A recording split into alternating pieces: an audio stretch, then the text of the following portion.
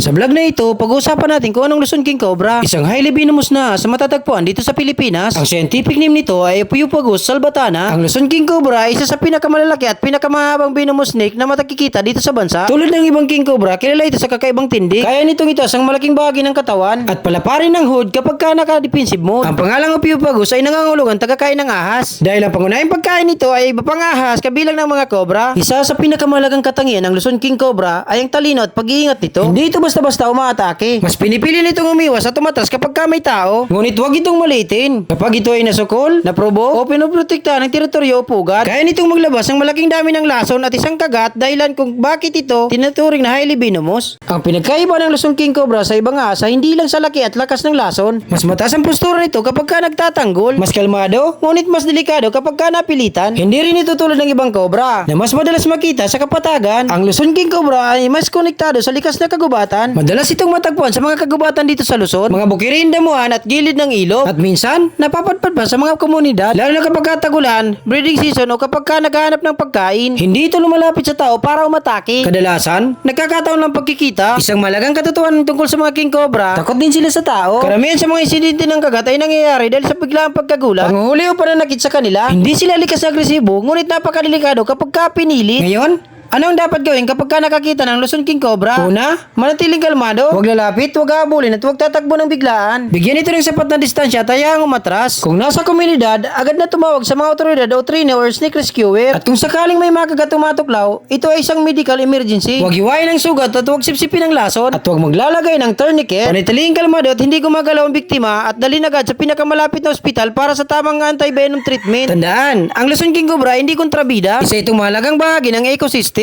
Sa tamang kaalaman, respeto at pag-iingat, mapoprotektahan natin ang sarili natin at ang kalikasan. At kung nakaabot ka sa dulo ng aking video, maraming salamat sa suporta nyo. Baka pwede, palike and share naman. Malay nyo sa susunod, salugan nyo naman kami mag-rescue.